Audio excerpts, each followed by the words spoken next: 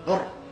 ارے وَإِذَا سَأَلْتَ فَاسْأَلِ اللَّهِ وَإِذَا اسْتَعَنْتَ فَاسْتَعِنْ بِاللَّهِ. میرے نبی نے کہا جب مانگنا ہو تو اللہ سے مانگنا، پکارنا ہو تو اللہ کو پکارنا.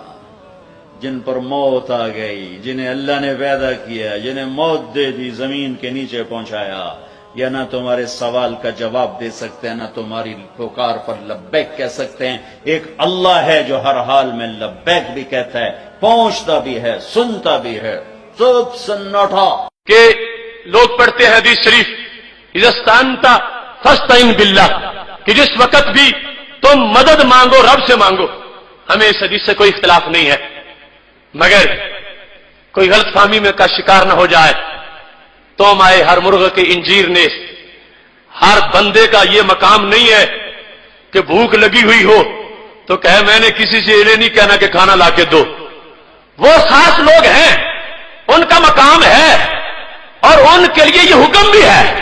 جس طرح حضرت ابراہیم علیہ السلام بیٹھے تھے منجنیق میں اور آگ میں گرنے والے تھے، تو کیا ہوا تھا؟ جبریل آ گئے تھے، کہا تھا حل لک من حاجہ، اے ابراہیم کوئی حاجت ہو تو بتا دو. فرمایا اما الیک فلا، تم کون ہوتے ہو میری حاجتیں پوری کرنے والے؟ حالانکہ بھیجا تو رب نے تھا، مدد لے لینا جائز ہے، مگر مقام ہے خلیل والا. وہ کہنے لگے چلو میری مدد نہیں لیتے تو رب سے تو کہو، وہ تمہاری مدد کرے. فرمایا حسبی من سوالی علمہ بحالی، رب سے تب مانگوں جب اس کو پتہ نہ ہو. اب بتاؤ کیا اس پر دعا مانگنے کو بھی حرام کہہ دو گے؟ نہیں، دعا جائز ہے، اور رب کی مدد کے جو مظہر ہیں ان کی مدد بھی لینا جائز ہے. اذا استعنت فاستعن باللہ کا مطلب یہ ہے کہ اتنے رب والے بنتے بنتے آگے بن جاؤ کہ جس وقت اتنا اندر حوصلہ ہو، اتنا توکل ہو، اتنا صبر ہو کہ میں نے تسمہ بھی کسی سے نہیں مانگنا چونکہ میں نے رب سے مدد مانگنی ہے. اور اگر ادھر دعائی امریکہ کی ہو اور اپنی حکومت بچانے کے لیے اور مدد کے فلسفے دوسرے سمجھائے جائیں تو یہ بات درست نہیں ہے. میرے نبی علیہ الصلوۃ والسلام نے واضح کر دیا، حدیث سے یہ مطلب ثابت ہو گیا، ایاک نعبد و ایاک نستعین، عبادت اور چیز ہے اور استعانت اور چیز ہے.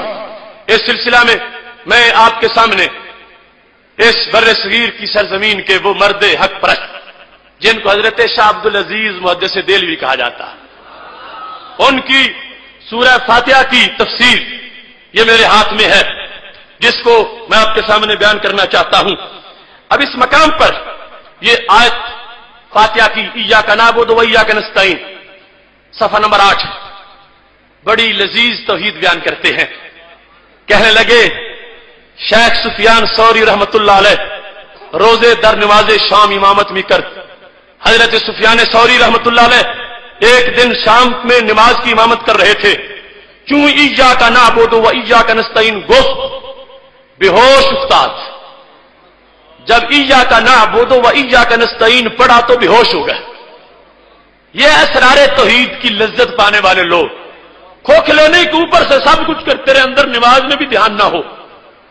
پڑھا ہے تو بے ہوش ہو گئے، گر گئے.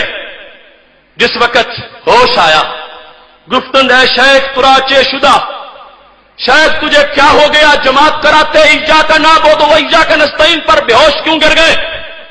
فرمانے لگے ترسیدم کے مرا بگوین کے دروگو چراغ طبیب دارو می کھائی. مجھے شرم آئی ہے کہ مجھے فرشتے یہ نہ کہ اے جھوٹے، بیمار ہو جائے تو دوائی تو جا کے طبیب سے لیتا ہے. میں ڈر گیا کہ مجھے جھوٹا نہ کہا جائے کہ شرم کر، تو دوائی تو جا کے لیتا ہے طبیب سے. اور کہتا یہ ایاک نعبد و ایاک نستعین کہتے ہیں جب یہ مطلب مجھ پہ غالب ہوا میں بے ہوش ہو گیا.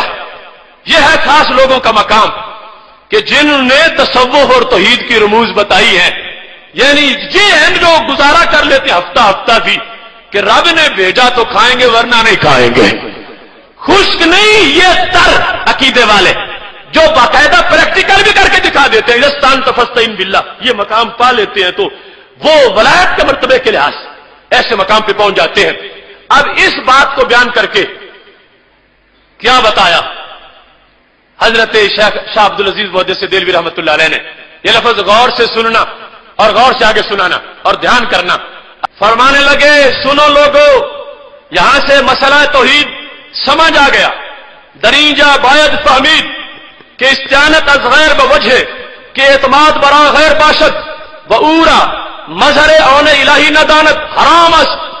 کہنے لگے اللہ کے غیر سے مدد مانگنا اس صورت میں کہ اس کو رب کا نمائندہ نہ مانا جائے، رب کی مدد کا مظہر نہ مانا جائے، اسے ہی سب کچھ مان کے اگر اس سے مدد مانی جائے تو کہنے لگے حرام است، یہ حرام ہے. اللہ سے، اللہ کے علاوہ سے یوں مدد مانگنا کہ اسے سب کچھ سمجھ کے، مستقل بھی ذات سمجھ کے، رب کا نمائندہ نہ مان کے مدد مانگنا حرام ہے. واگر التفات محض بجانب حق است، اور اگر دھیان رب کی ذات کی طرف ہے، وعورا یکے از مظاہر اون دانستہ، اور اللہ کے اس بندے کو اللہ کی مدد کا مظہر جانا، وہ نظر با کارخانہ اسباب و حکمت او تعالی گران نمودہ، اللہ کی مخلوق کو اللہ کی مدد کا مظہر مان کر ان سے مدد مانگنا، فرماتے ہیں یہ ایاک نستعین کے تقاضوں سے دور نہیں، یہ اللہ ہی کی مدد ہے، اللہ ہی کی مدد ہے. اور اس میں واضح طور پر یہ لفظ بیان کر دیے، بلکہ استعانت بحضرت حق لا غیر، یہ غیر کی مدد نہیں، یہ رب ہی کی مدد ہے. لہذا نعبدو اور نستعین کے لحاظ سے یہ مختصر سی بات میں نے آپ کے سامنے واضح کر دی ہے، اور یہ عنوان ہے ہماری گفتگو کا. معیار الوہیت مدد نہیں ہے، معیار الوہیت مشکل کشائی نہیں ہے، معیار الوہیت واجب الوجود ہونا ہے، مستحق عبادت ہونا ہے. یہاں تک مدد کا تعلق ہے، اللہ تعالیٰ اپنے بندوں سے جب چاہتا ہے بندوں کی مدد کروا دیتا ہے.